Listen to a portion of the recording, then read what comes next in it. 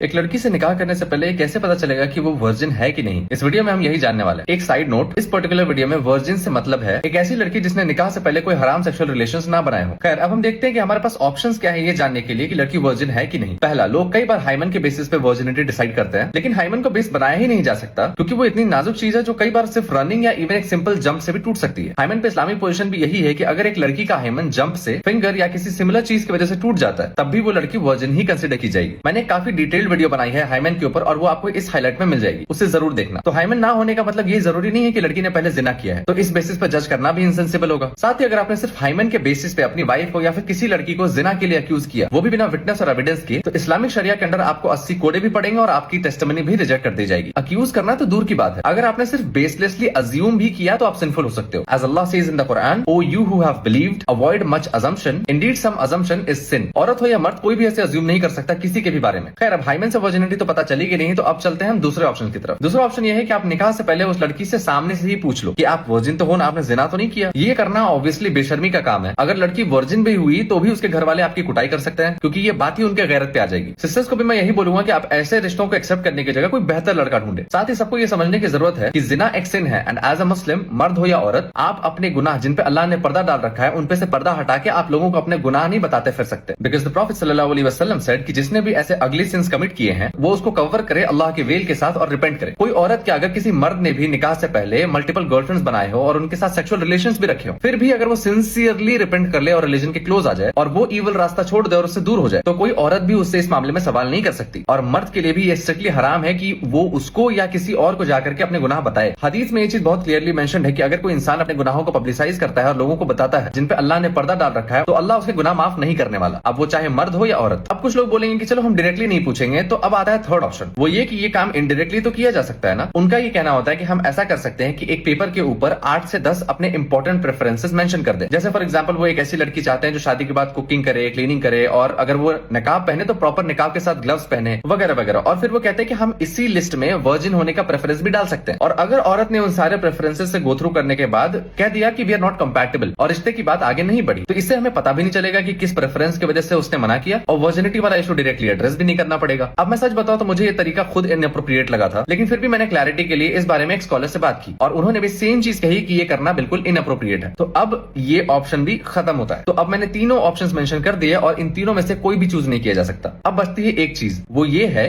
कि